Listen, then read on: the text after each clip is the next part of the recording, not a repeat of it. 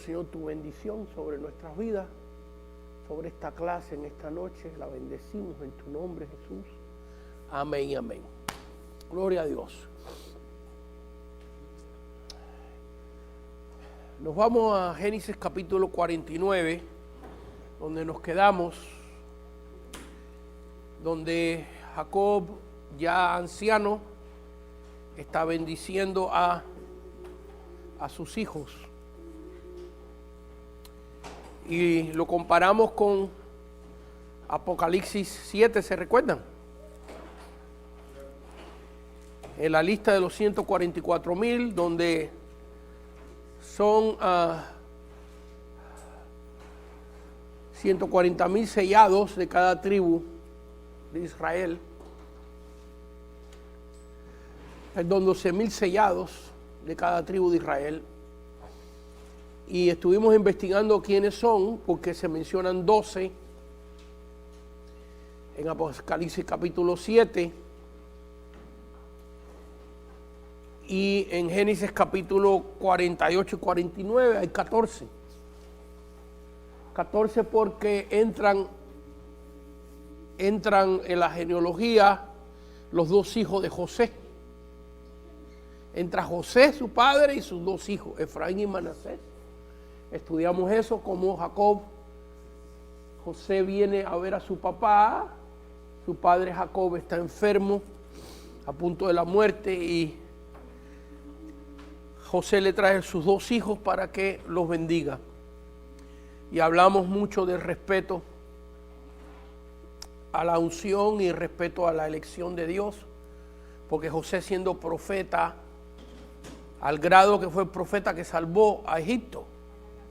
Buenas noches. El profeta que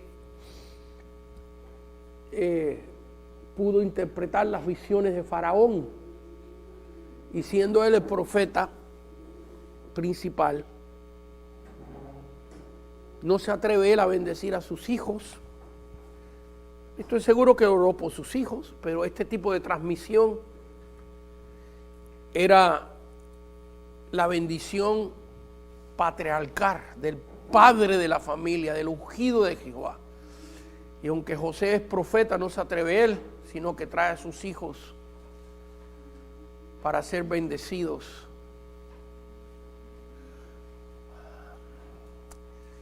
En tu nombre, Señor. Amén. Dispense, hermanos, he tenido una gripa muy fuerte y hay un momento que la cabeza me hace. Y trae José a sus dos hijos, Efraín y Manasés, los presenta delante de Jacob. Pone a Manasés delante de la mano derecha y a Efraín entre la mano izquierda. Y cuando Jacob va a bendecir, muy bonito ese pasaje del capítulo 48 de Génesis, Jacob dobla las manos y pone su mano derecha sobre Efraín y su mano izquierda sobre Manasés. Y ellos entran dentro de la genealogía, no de Cristo, porque la genealogía de Cristo viene del cuarto hijo de Jacob de Judá, pero vamos a decir, entre las tribus bendecidas. Curioso que cuando estudiamos el libro Apocalipsis, capítulo 7, ya estamos hablando de la gran tribulación, que hasta allá llega la bendición de Jacob, porque es de las 12 tribus de Israel, donde van a salir los 144,000 judíos sellados en la gran tribulación, que van a predicar el evangelio. Y vimos que hay dos personas desechadas, porque si sumamos 12 hijos de Israel y 2 hijos de José, son 14. Y en Apocalipsis 7 solamente hay 12. Entonces hay 2 eliminados. Y curioso que el que Jacob pone la mano derecha a Efraín, pone la mano derecha sobre él para darle la bendición de primogenitura, no siendo el primogénito, porque era Manasés el primogénito. Efraín queda eliminado en la lista de Apocalipsis capítulo 7. Y el otro eliminado es Dan, son los dos eliminados. Y aquí pudiéramos, bueno, vamos, como son temas que se hablan poco de ellos, hablemos un poquito, aunque sea, un poquito de este asunto. Porque ahora cuando Jacob va a bendecir a sus 12 hijos, los 3 primeros, que son los que deben de heredar la primogenitura, Rubén el primero, Leví y Simeón, quedan eliminados de la primogenitura. Y cae la primogenitura en Génesis capítulo 49 sobre el 4.º hijo de Jacob, que viene siendo Judá. Y la primogenitura ahí trae la bendición mesiánica. En otras palabras, que la persona que Jacob va a bendecir, así como Abraham bendijo a Isaac, como Isaac bendijo a Jacob, esa persona de su linaje va a nacer en Cristo. Por eso Jesús es el león de la tribu de Judá.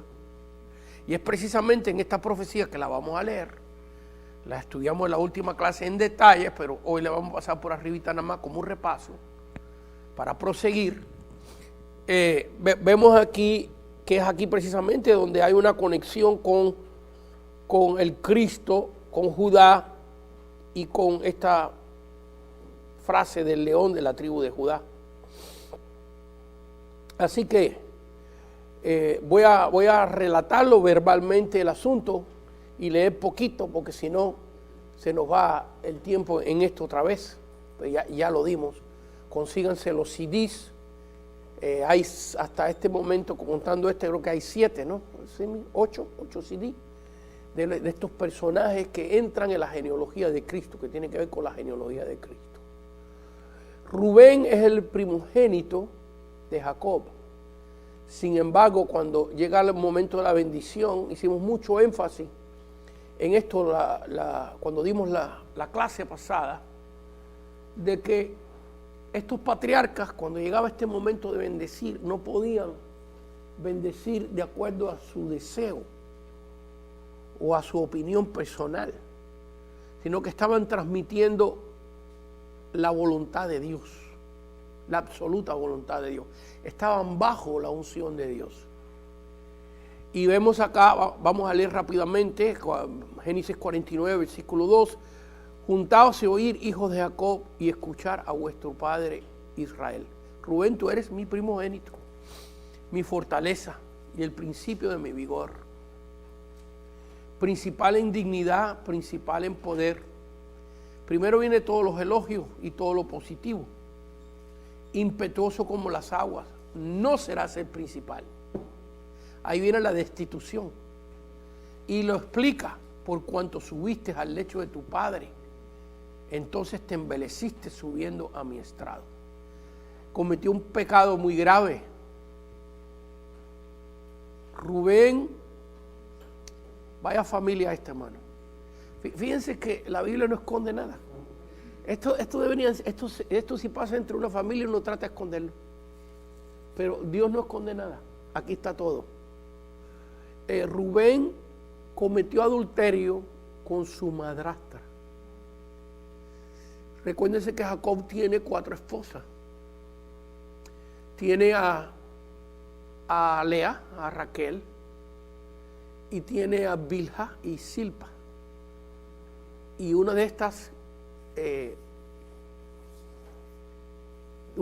dos, no me recuerdo con cuál fue que Rubén cometió el pecado. Quizás alguno de ustedes ahí lo puedan conseguir en su teléfono rápidamente, está unos capítulos atrás, pero creo que era Bilha, creo, no estoy muy seguro, pero si ustedes me pueden ayudar y verificar eso. Cometió adulterio con su madrastra y eso le costó la destitución a él de que el Cristo naciera de su linaje. Luego vemos en el capítulo versículo 5 que Simeón y Leví son destituidos también, porque caía sobre ellos entonces la primogenitura, sobre el segundo y sobre el tercero. Simeón y Leví son hermanos, armas de iniquidad, sus armas en su consejo no entre mi alma, ni mi espíritu se junte en su compañía. ¿Qué hicieron ellos? Su hermana fue violada por un príncipe filisteo. Y el príncipe se enamoró de la muchacha y quiso casarse, de Dina, exactamente. Quiso casarse con ella. Entonces Simeón y Leví le dijeron, bueno, si ustedes se quieren casar y ser parte de nosotros, tienen que circuncidarse. Y todo ese pueblo, toda ciudad filistea se circuncidó. Y dice la Biblia que cuando estaban en su mayor dolor de su herida, Leví y Simeón sacaron la espada y mataron a todos los hombres del pueblo en venganza por lo que le habían hecho a su hermana. Y esto no fue del agrado de Dios. Esto no fue del agrado de Dios, porque ¿qué culpa tenían los demás? ¿Ves? Matar tanta gente inocente. Vaya, no sé cómo Dios hubiera visto si hubieran matado al príncipe. Bueno, pero el hombre quiso enmendar su error, casarse con la muchacha. Pero en matar a tanta gente inocente que no tenía culpa de lo que había hecho el otro. Y perdieron el lugar de ser primogénitos. Y ahora nos vamos hasta el versículo 8, donde viene Judá, el cuarto hijo de Israel. Y fíjense que Dios escoge el que Él escoge. Vaya, que hay una ley de derecho. El primogénito debe de heredar el doble, dice la ley, de lo que heredan los demás. Pero esa ley de derecho no es permanente. ¿Qué palabra puedo usar? No es incambiable. Esa ley de derecho depende de la fidelidad del primogénito, de la persona. Por ejemplo, en el caso de Jacob, el primogénito era Esaú. Pero el que viene heredando la bendición es Jacob. En el caso de Isaac, Isaac no es el primogénito. Ismael es el primogénito. Pero viene heredando Isaac porque es el que tiene la promesa. Y por dar otro ejemplo, porque hay muchos, por dar otro ejemplo importante, Salomón no es el primogénito. Si no me equivoco, porque estas cosas las he estudiado hace tiempo atrás y cuando estoy dando la clase el Señor me las trae a mente. Salomón viene siendo el octavo, el noveno hijo de David. Así que a él no le tocaba la primogenitura, pero él es el escogido por Dios. Y hay cosas muy curiosas aquí, porque Salomón es hijo de Betsabé. ¿Sabe quién es Betsabé? Con la que cayó David, con la que David la regó con ella. La mujer de Urías el Eteo. Y ustedes saben que ella salió embarazada y Dios pues castigó y murió el niño. Ese niño del adulterio murió. Pero después David siguió casado con ella y los dos hijos de ella. Esto es muy interesante. Estos son detallitos que son muy difíciles de predicarlos porque solamente se pueden, para poderlos desmenuzar, tiene que ser en una clase. Ahora, según vayamos avanzando en la genealogía de Cristo, vamos a ver que las dos genealogías de Cristo que hay, una en Mateo y otra en Lucas, esto yo solo he explicado varias veces porque es importante y cuesta trabajo entenderlo. Desde Adán hasta David las genealogías son iguales, los mismos nombres, pero desde David en adelante los nombres cambian. Y vemos en la genealogía de Mateo que José, esposo de María, desciende de Salomón. Sin embargo, cuando estudiamos la genealogía de Lucas, vemos que los nombres son iguales, otra vez repito, desde Abraham hasta David. Digo desde Abraham hasta David porque en Mateo la genealogía empieza de Abraham a David, pero en Lucas la genealogía empieza de Adán a David. Pero cuando llegan a David los nombres son diferentes. Porque la genealogía de Mateo, que es la de José, deriva o desciende de Salomón. Pero la genealogía de Lucas desciende de Natán, otro hijo de David. Ahora esto yo se lo he explicado, pero es muy importante entender esto. Y merece la pena que yo lo repita. Haciéndole la pregunta, el Cristo tiene que tener un linaje sanguíneo, un ADN sanguíneo de la tribu de Judá y de David, porque está reconfirmado en las profecías, reconfirmado. Cada vez que uno de estos personajes nace, hay profecías que reconfirman de a dónde van a ser el Cristo. Entonces, si vemos entonces con cuidado, si la genealogía de Mateo es la genealogía de José, y yo sé que yo le he explicado esto a ustedes varias veces, pero son detalles que no se enseñan mucho, no se predican mucho, y hay que repetirlos bastante. Si la genealogía de Mateo, capítulo 1, es la genealogía de Salomón, y de ahí viene José, que José es heredero del reino de David por Salomón, pero ¿cuánta sangre tiene Jesucristo de José? Nada. Porque José es padre hereditario. Perdón, José es padre adoptivo de Jesús. Entonces, por fuerza, la genealogía de Lucas tiene que ser la de María. Porque ¿de quién hereda Jesús su humanidad? ¿De José o de María? De María. Porque fue concebido por obra y gracia del Espíritu Santo. Entonces, por eso, hermanos míos, la genealogía de Lucas, cuando llega a David, no menciona a Salomón, no menciona a Salomón como en Mateo. Yo sé que me estoy repitiendo, lo estoy haciendo deliberadamente porque son detalles que hay que repetirlo. La genealogía de Mateo menciona a Salomón, pero la genealogía de Lucas, cuando llega a David, menciona a Natán. Entonces, María por fuerza. Fíjense que es muy interesante porque en la genealogía de Mateo aparece el nombre de María. Y dice, la que fue José, el esposo de María. Pero en la genealogía de Lucas no aparece el nombre de María para nada. Pero si Jesús no tiene sangre de Judá y de David, no puede ser el Cristo. Así que por fuerza, María tiene que ser la descendencia de Natán, porque es de María que Jesús hereda la genética sanguínea del linaje de Judá y del linaje de David. Pero todo esto para llegar a este punto, ¿de quiénes ustedes creen? ¿Quiénes ustedes creen que es la mamá de Salomón y de Natán?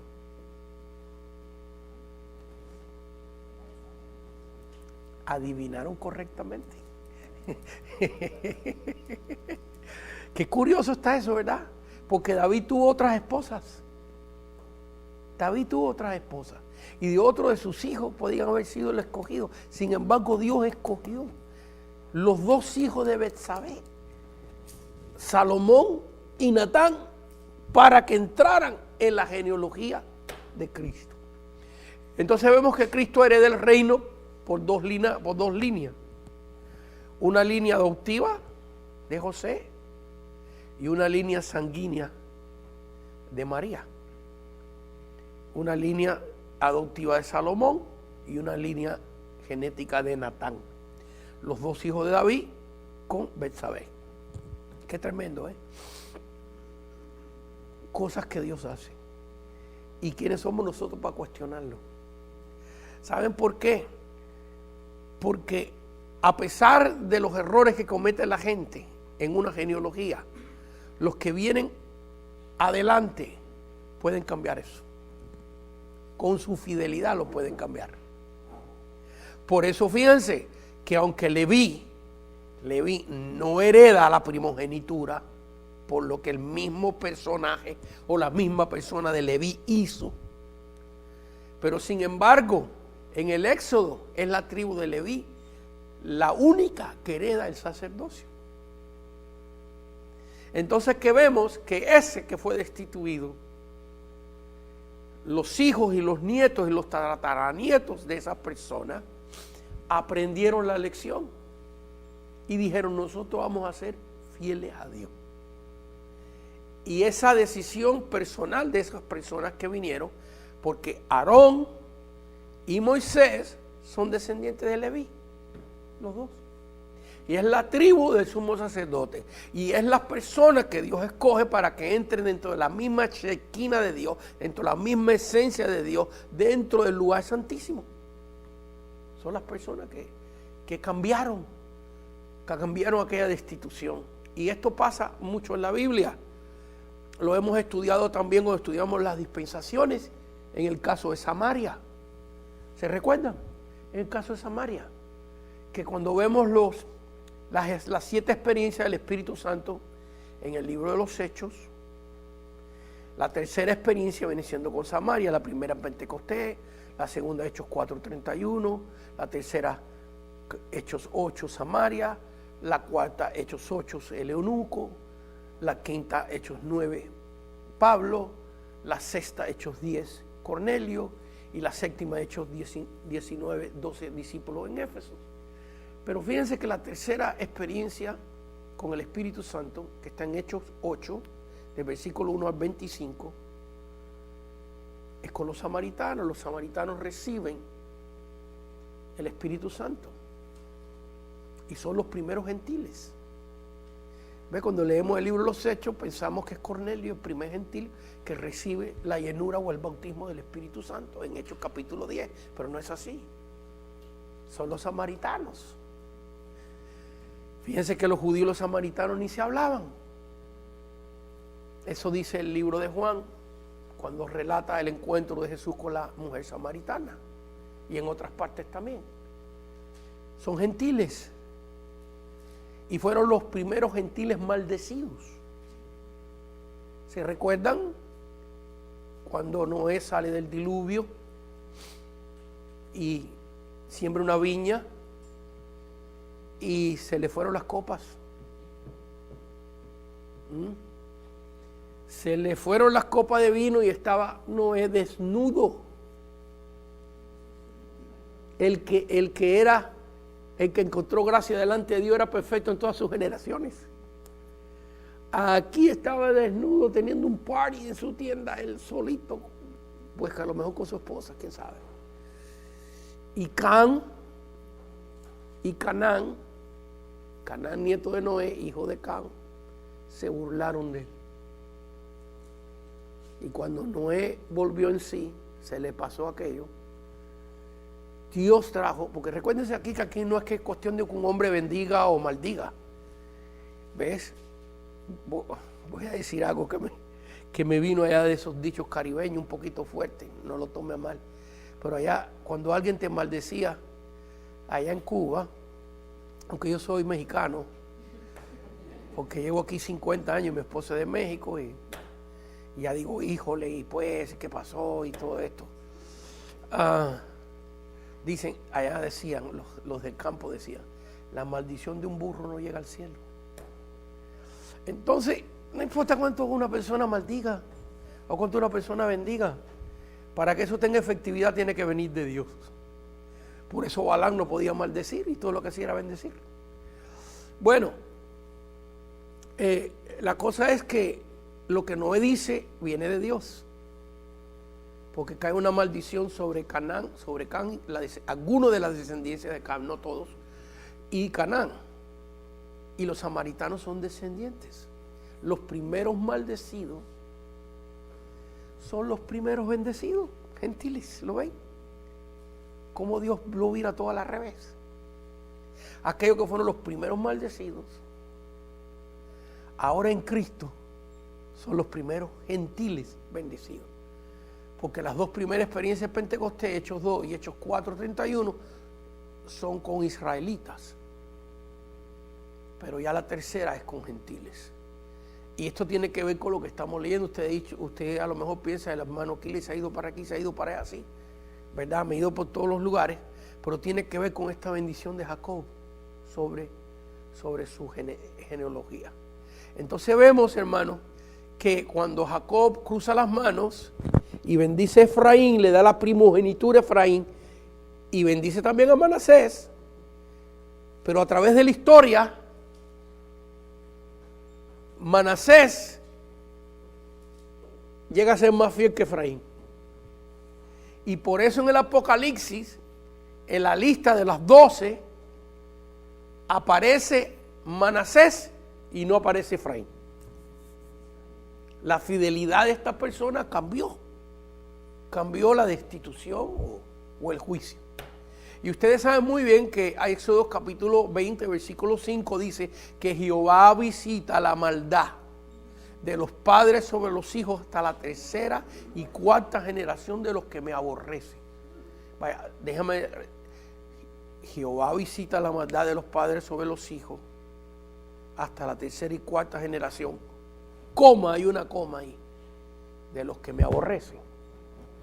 Pero cuando nosotros nos convertimos en personas que no aborrecemos a Dios, sino que hemos decidido creer en Cristo y por su sangre hemos sido convertidos propicios, adecuados a Dios, dice la Escritura, que Cristo es nuestra propiciación. Propicio, adecuado, propiciación. Nos convertimos a los ojos de Dios algo agradable por los méritos de Cristo. Toda la cadena de maldición que arrastramos de la idolatría, ya sea de la idolatría azteca o inca o maya, que la abrían el vientre a la jovencita, le metían la mano y le sacaba el corazón latiente para dedicárselo al Dios Sol, le cortaban la cabeza y los tiraban por la pirámide para abajo, porque era la única manera de satisfacer a su Dios Sol. O nuestra herencia española que tengamos de idolatría, y antes que fueron idólatras, adoraban al sol, a la luna, a las estrellas, adoraban a todo el mundo y hacían hasta sacrificios humanos. Todo tiene que ver qué lejos tú vas para atrás en la historia. Si eres alemán, si tienes sangre inglesa, todos fueron maldecidos, toditos. Solamente en Cristo. Cuando nosotros llegamos a Cristo, toda esa herencia que hemos arrastrado de cientos y cientos de años de maldición queda rota por la sangre de Jesús. Entonces vemos estos conceptos aquí. ¿Ves? Que los 3 primeros que fueron destituidos, allá en la genealogía del Apocalipsis salen. Así que en el caminar aprendieron. Así que Dios siempre nos da la alternativa de arreglar las cosas. Y el versículo 8 dice, Judá, te alabarán tus hermanos. Aquí ya vemos una palabra profética de Cristo. Porque en la ley se prohíbe la adoración al ser humano. Solamente la adoración es al Señor.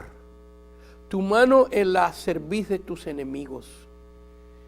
Eso se puede asociar con que Jesús pisará la cabeza de la serpiente y que todos sus enemigos están por el estrado de sus pies. Los hijos de tu padre se inclinarán a ti. Aquí vemos la adoración al Señor. Cachorro de Judá, cachorro de león de Judá. De ahí viene el título que nos encontramos en el Apocalipsis. Ahí viene ese título, ¿ves? Cachorro de león de la tribu de Judá. De la presa subiste, hijo mío, se encorvó, se echó como león. Así como león viejo, ¿quién lo despertará? No será quitado el cetro de Judá, ni el legislador de entre sus pies, hasta que venga Shiloh. Aquí viene, ahí está la profecía de Cristo. ¿Ves? Y la palabra Shiloh en hebreo es una palabra compuesta de Shet y Lok, que significa quien tiene el derecho de reinar. Quien tiene el derecho de reinar, Shiloh.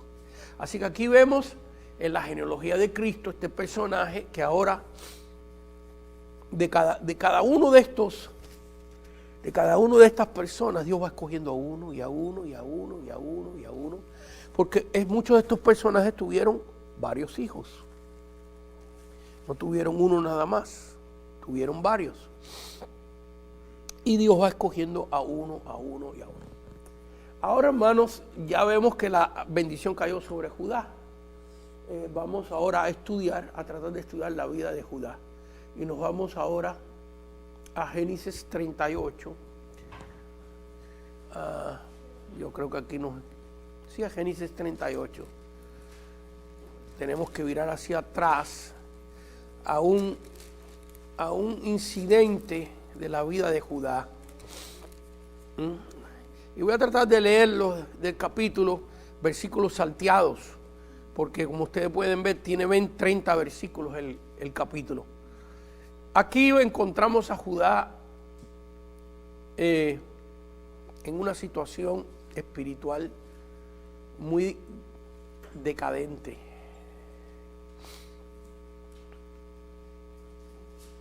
Su esposa había muerto. Habían muerto varios de sus hijos. ¿Qué le pasa a un hombre si se muere su esposa y se mueren algunos de sus hijos? Se casa con otra, dice la hermana. Bueno,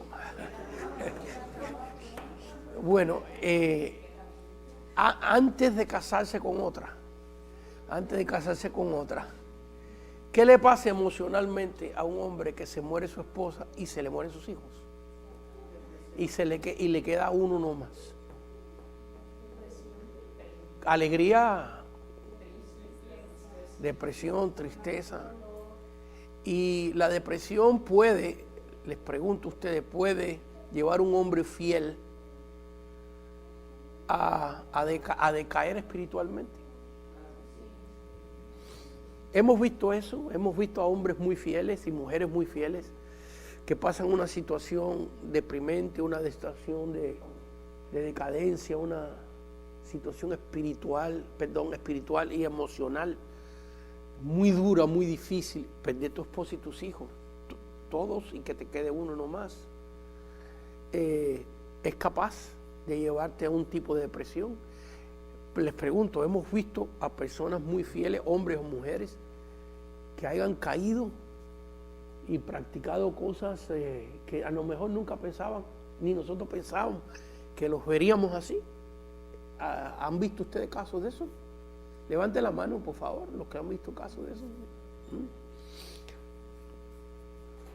Pero también lo hemos visto levantarse.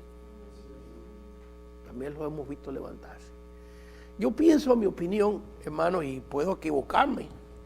Yo solamente puedo expresar las cosas que Dios me ha revelado, que pienso yo, y en medio de esas que yo pienso que Dios me ha revelado, algunas me las revelé yo. Y entonces me equivoco también, ¿ves? Pero pienso que Judá estaba pasando una situación muy, muy, muy, muy difícil aquí. Y se juntó con los filisteos, ¿cómo la ven? A vivir con ellos.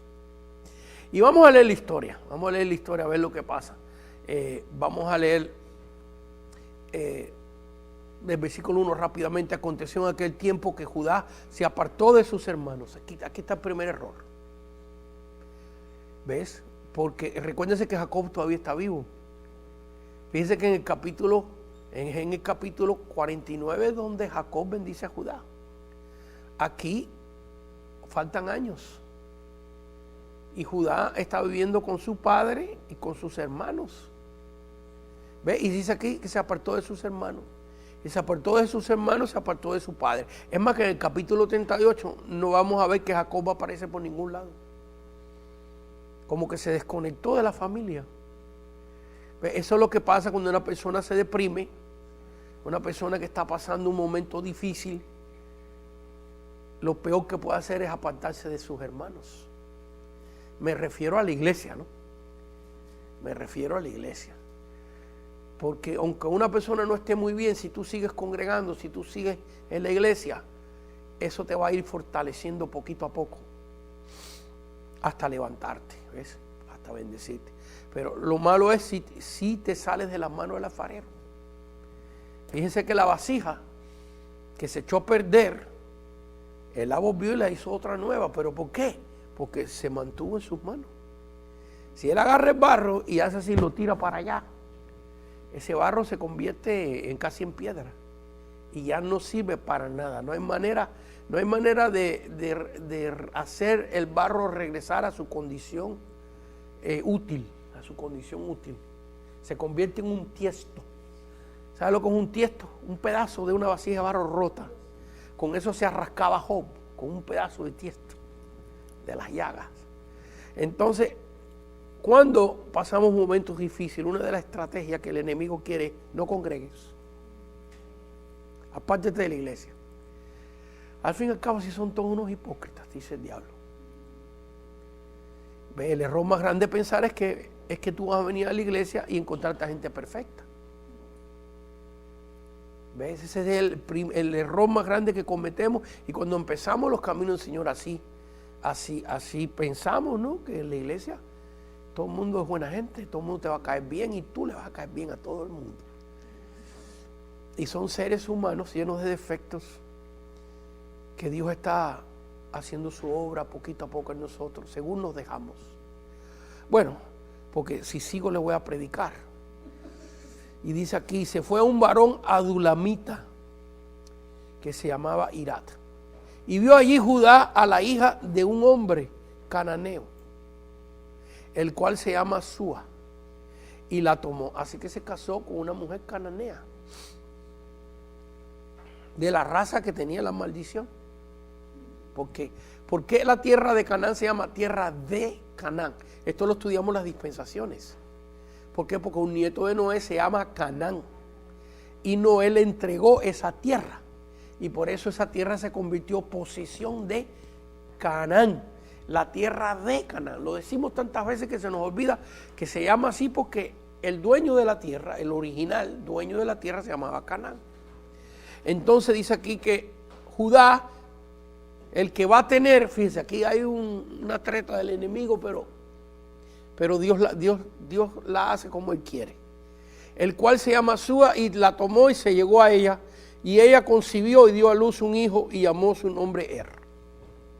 Voy rápido. Concibió otra vez y dio a luz un hijo y llamó su nombre Onán.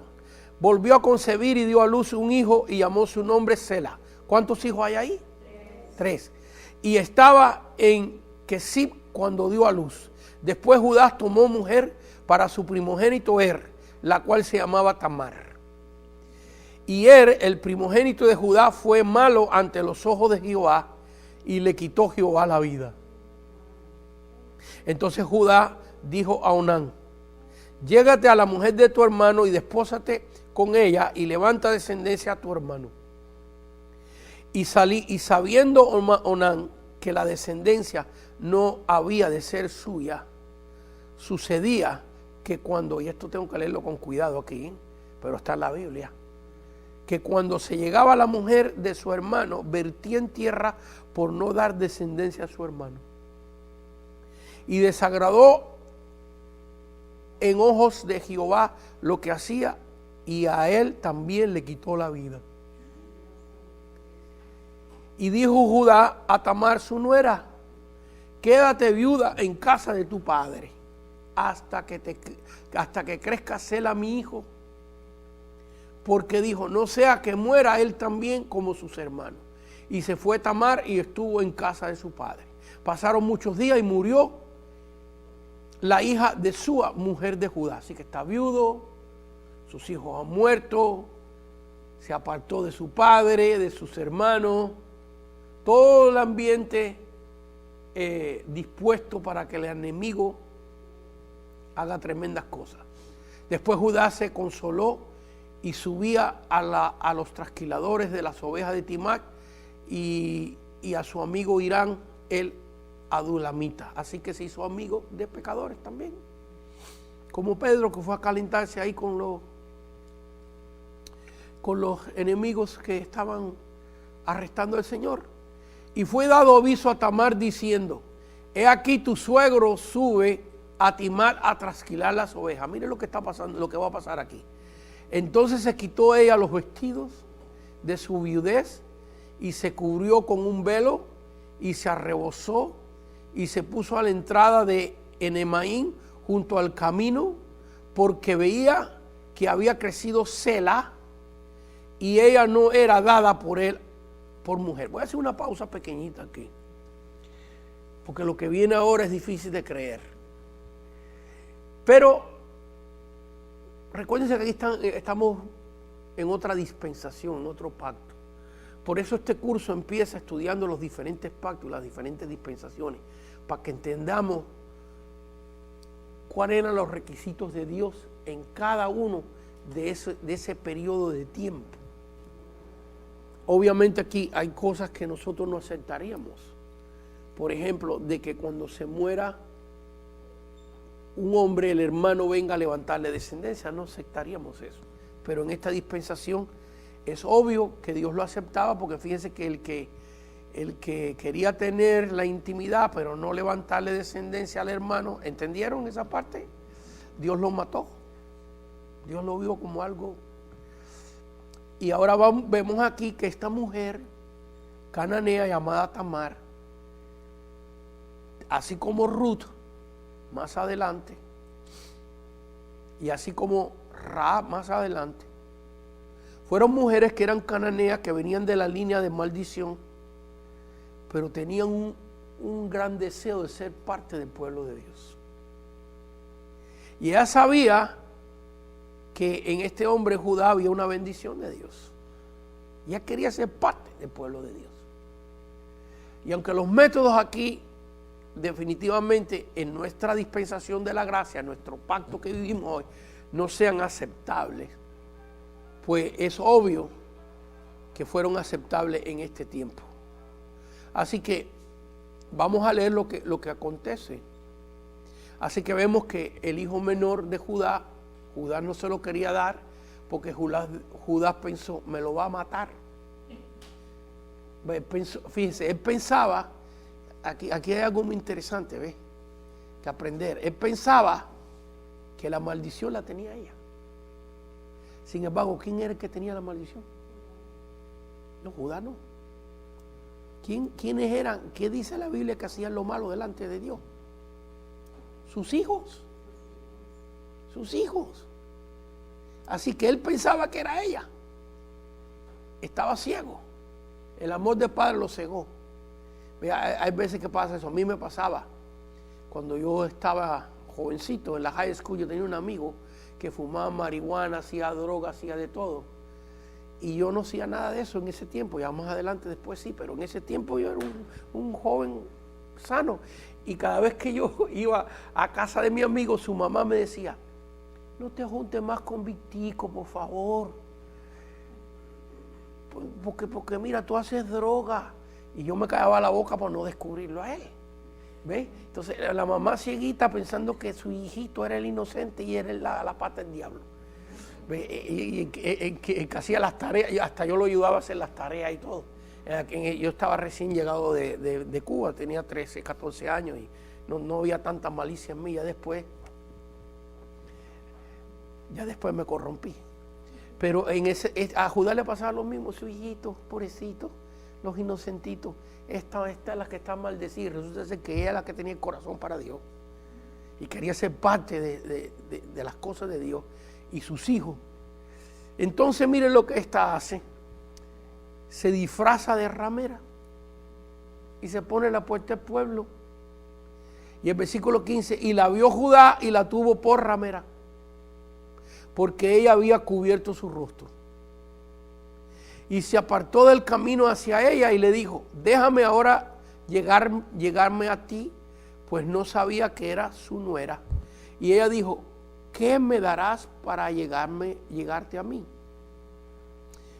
Y él respondió, yo te enviaré del ganado un cabrito de las cabras. Y ella dijo, dame una prenda hasta que lo envíes. Entonces Judá dijo, ¿qué prenda te daré? Ella respondió, tu sello, tu cordón, tu báculo que tienes en tu mano. Y él se los dio y se llegó a ella y ella concibió de él. Luego se levantó y se fue y se quitó el velo de sobre sí y se vistió las ropas de su viudez. Versículo 24, saltemos hasta ahí. Sucedió que al cabo de unos 3 meses fue dado aviso a Judá diciendo, Tamar tu nuera ha fornicado y ciertamente está encinta a causa de las fornicaciones. Y Judá dijo, sacarla y sea quemada. Mira nomás.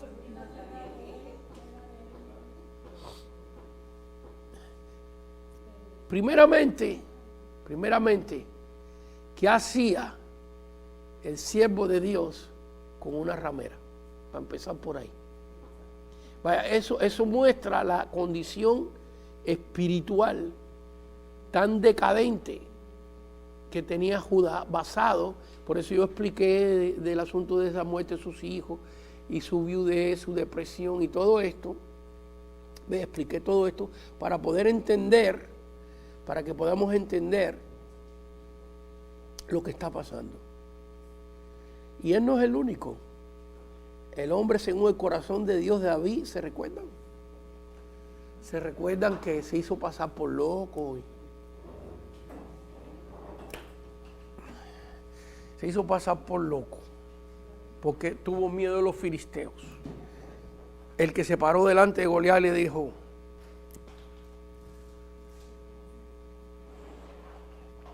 filisteo incircunciso, tú vienes a mí con espada y jabalina, pero yo vengo a ti en el nombre de Jehová de los ejércitos, que te entregará hoy en mi mano, y todo Israel sabrá que hay Dios en Israel. Y con una piedra mató al filisteo. Ese tuvo miedo y se hizo pasar por loco. Entonces, cuando él se estaba haciendo el loco, porque no estaba loco, estaba haciendo el loco, ¿qué tipo de actuación hay que hacer para persuadir a los príncipes de los filisteos y al rey de los filisteos? ¿Y qué tiempo? Cuando leemos ese pasaje bíblico, ¿qué tiempo tomó esto? Porque usted no puede persuadir a líderes de un país que no son tontos en 15 minutos de que esto está loco. Esto tiene que tomar a tiempo. Yo me imagino que David andaba por las calles de allá de Filistea, de la ciudad de Gar, mirando para arriba. Se paraba en una esquina. Pero él, toda esa monería que hacía de locura, los filisteos no le creyeron. Dicen, este no estamos seguros si es loco. Entonces, cuando él veía que toda esa locura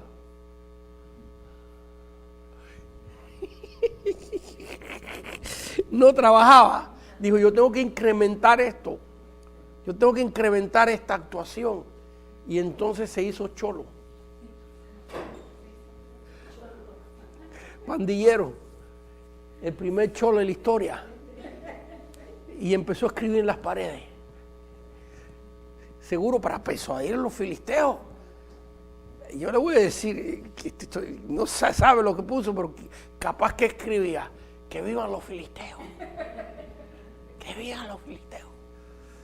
Pero los filisteos se le quedaban mirando: no sabemos si está loco. Entonces tuvo que incrementar más la actuación. Hay un progresismo aquí, o debo decir una decadencia de actuación. Y dice la Biblia que empezó a dejar a correr su saliva por la barba. Entonces pudiéramos decir, si fueran los mexicanos que aquí, pudiéramos decir que David fue el primer baboso.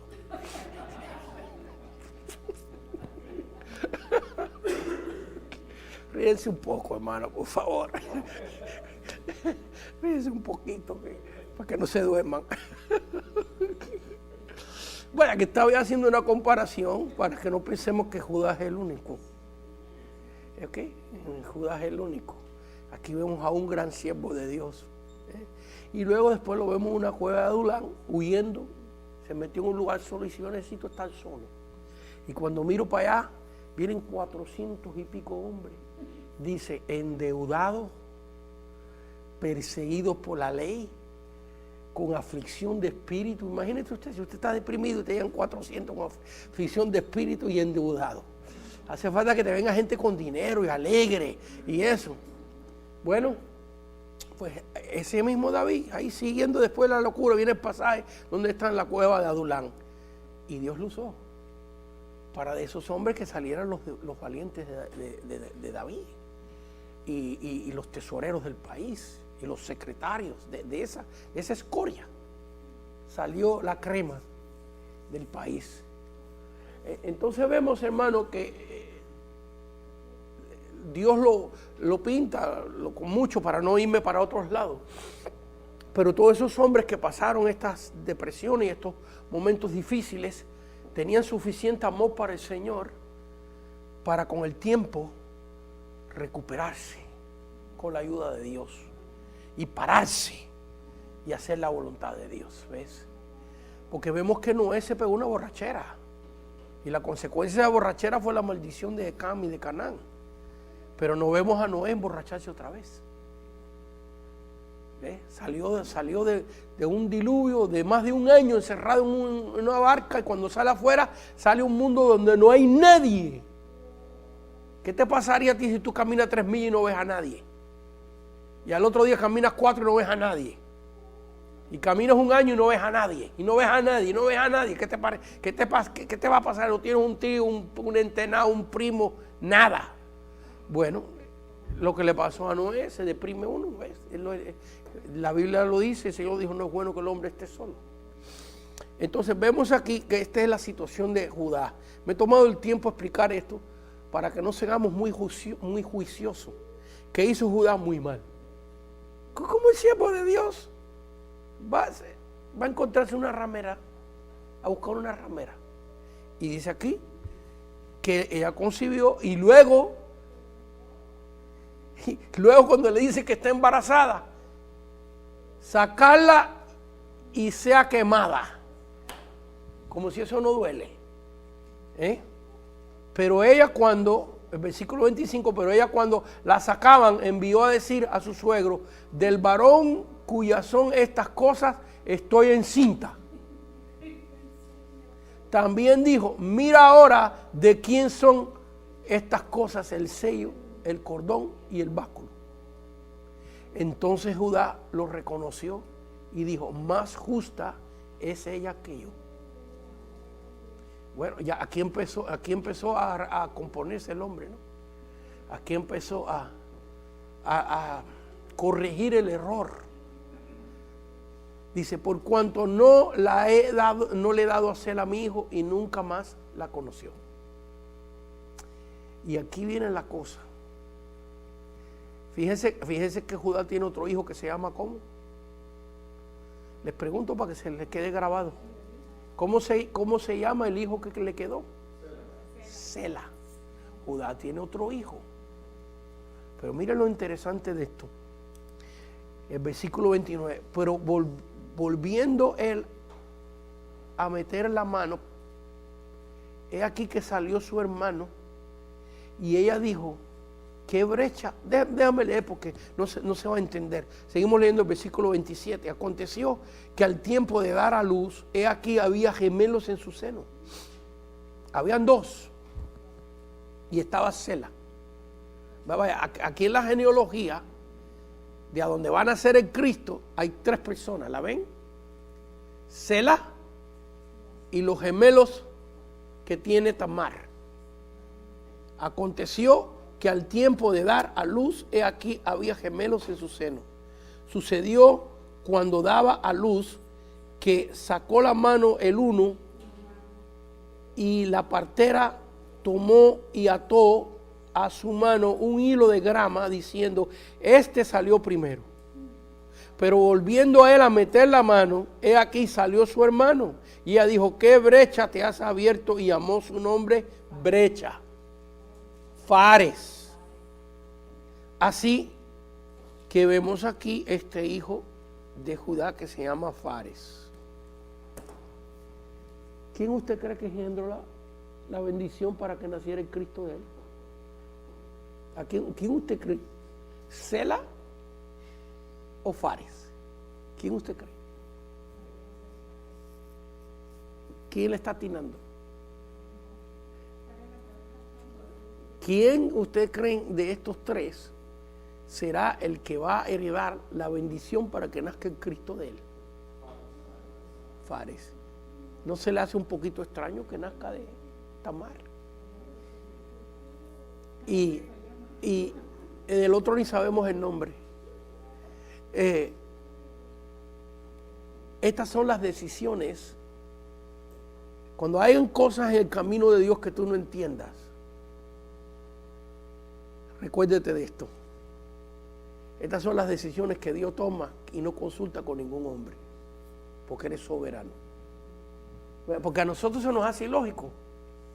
¿Ves? Que de la que él tuvo la relación, pensando él que era una ramera, y ella haciéndose pasar por ramera. Vaya, pudiéramos tratar de entender, porque no podemos justificar estas acciones, pero podríamos tratar de entender de que ella tenía tantas ganas de ser, pues, porque fíjese que ella no se fue con otro, ella no adulteró con otro, ella quería ser parte de esta familia, ella quería ser parte de la familia de Dios. Entonces, aunque el método que ella escoge no es un método muy aceptable para nuestros tiempos, para nuestra dispensación, pero es menos aceptable lo que hace Judá, porque él es el escogido de Dios. Y ya sabemos por qué cayó en esta depresión. 2 de sus hijos murieron, su esposa murió, se juntó con los filisteos, se juntó con amigos, y todo esto va minando. Se apartó de sus hermanos, se apartó de su papá. Eso es lo que hace el diablo, sacarte de la iglesia, llenarte de depresión, juntarte con gente del mundo. Ven que es lo mismo que pasa hoy. Y cuando viene a ver esa persona fiel, que la hemos conocido y lo hemos visto, resulta ser que está haciendo lo increíble. Lo que nunca pensábamos que podía hacer. Uno que hablaba en lengua, que oraba por los enfermos, que echaba fuera demonios. Ahora está revolcándose en el mundo. Bueno, estas son tremendas enseñanzas. ¿Ves? Porque estos hombres pasaron por eso. Y por eso Dios las tiene aquí. Dios podía haber borrado esto. Yo me recuerdo cuando yo empecé a leer la Biblia, al principio decía, con tantas cosas bonitas, quizás no hubiera sido bueno yo queriendo decirle a Dios que pone en su Biblia. Yo diciéndole a Dios, ¿qué debes tú poner en tu Biblia, Señor? Quizás esto, alguien va a tropezar con esto. Bueno, pero es que Dios no esconde nada. Y el propósito de Dios es mostrar a las personas que están aquí en la Biblia tal como eran. ¿Y qué nos enseña? Que no eran tan perfectos. No era tan perfecto Abraham. Diciendo que Sara era su hermanita mientras que Faraón le estaba regalando vacas y caballos y ovejas y preparando a Sara para que fuera su concubina. Y si Dios no interviene, porque no fue Abraham que por fin vino y dijo, mira Faraón, perdóname, la verdad que yo cometí un error tremendo porque yo tenía miedo que me mataran a mí, que me quitaran a mi mujer, pero por favor, ¿tú crees que me puedes devolver a Sarita, que es mi esposa? No, el tipo callado. Y allá estaban preparando. No era tan perfecto. Cuando estudiamos a Abraham, porque estudiamos la persona de Abraham, vimos que Abraham, el Abraham que empieza en Génesis capítulo 12, no es el Abraham que vemos en el capítulo 22, sino que lo vemos progresando en pasos de fe. Progresando en pasos de fe. ¿Y qué nos enseña esto? La palabra. No cometas errores. Porque el Señor no se merece que lo hiramos a Él. Porque cuando pecamos, herimos el corazón de Dios. No lo cometas. Pero si lo cometes, sacúdate. Ponte los pantalones, la túnica o el vestido, lo que sea. Sacúdate y echa para adelante en el nombre del Señor. Que hay un Dios muy poderoso. Y no le hagas mucho caso a la gente. Porque si te vas a poner a hacerle caso a la mayoría de la gente, te van a condenar, te van a aplastar. Porque nosotros los seres humanos desgraciadamente somos así. Pero lo que nos enseña la Biblia es que es posible restaurarte. Porque el deseo de Dios es ese, siempre es ese. La restauración, el levantarte, el bendecirte. Y aquí los vemos, los grandes hombres de Dios, las metidas de pata que hicieron fueron grandes. Sin embargo, se recuperaron, se levantaron y dijeron, yo voy a servir a Dios. Perdóname, Señor. Ayúdame, Señor. Y vemos aquí que Dios no condena a Fares. Fares es el hijo de la fornicación de Judá, pensando que estaba con una ramera. Pero Dios vio el corazón de Fares. ¿Y sabía usted que Fares es el linaje de David? De ahí viene Boz. el que se casa con Ruth. Y de ahí viene Isaí, padre de David, del linaje de Fares. Y bueno, mire para allá, a que me vino la mente esto. Fíjense a qué nivel viene la bendición. Vamos a buscar el libro de Ruth un momentito. Vamos a buscar el libro de Ruth un momentito. Y ¿a qué nivel viene la bendición de Dios cuando una persona tiene un corazón para Dios? Porque lógicamente Salomón, que es hijo de Betsabé, y Natán, que es hijo de Betsabé, y Fares, que es hijo de Tamar, la que se disfrazó de ramera, y Judá fornicó con ella, no se supone que Fares herede. Nosotros hubiéramos condenado esto, pero Dios vio el corazón de este muchacho. Y Dios, en la ley dice que Dios no juzga el pecado de los padres sobre los hijos. Fíjense, está tremendo esto, porque ya hemos hablado en esta misma clase de la herencia, de lo que se hereda del pecado de los padres. ¿Ves? Pero cada ser humano tiene un libre albedrío. Entonces nosotros nacemos con una herencia maldecida de nuestras generaciones atrás, pero todavía tenemos el libre albedrío para revertir eso. Como el caso de Fares. Y mírese, en el capítulo 4 del libro de Ruth, mira hasta dónde llegó esto, hermano. Mira hasta dónde llegó esto.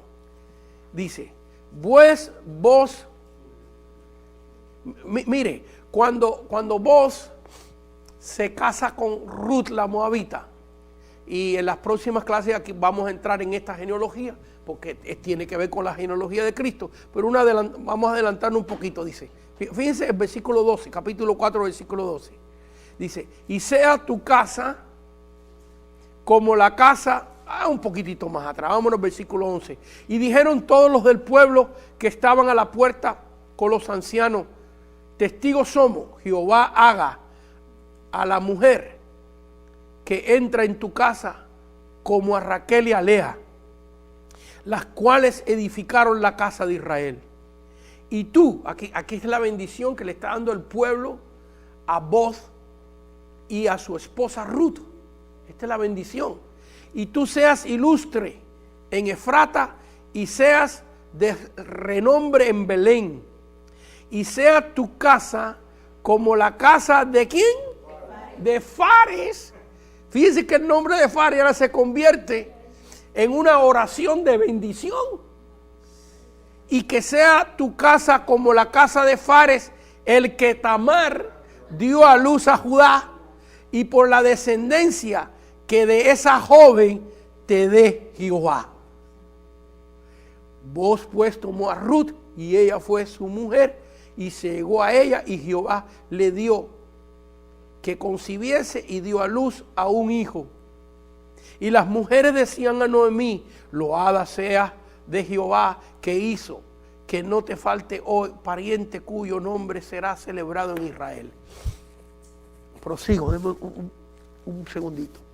El cual será resplandor de tu alma y sustentará tu vejez, pues tu nuera que te ama lo ha dado a luz, y ella es de más valor para ti que 7 hijos.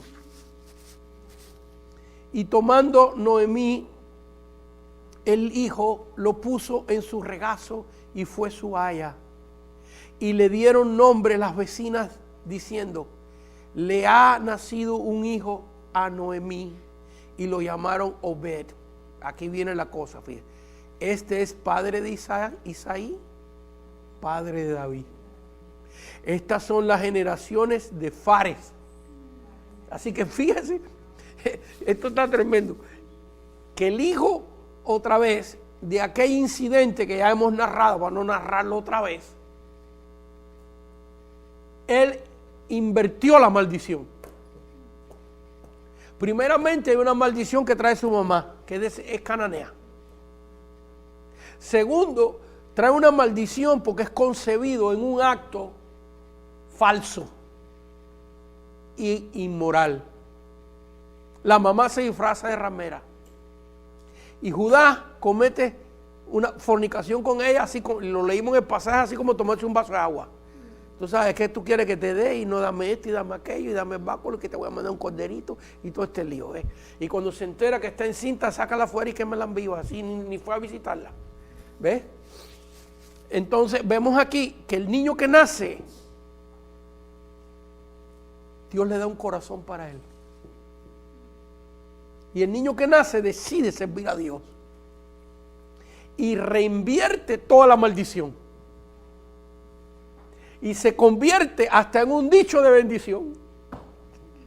Bueno, las mujeres de Israel, si las mujeres de Israel le decían, y sea tu casa como la casa de Fares, el que Tamar dio a luz a Judá, las mujeres se sentían honradas, se sentían bendecidas por esta bendición de aquel acto, y todas conocían, el pueblo de Israel todos conocían como que había pasado, porque es la historia, la palabra de Dios. Así que vemos aquí, en esta genealogía, que ahora Fares, que viene siendo el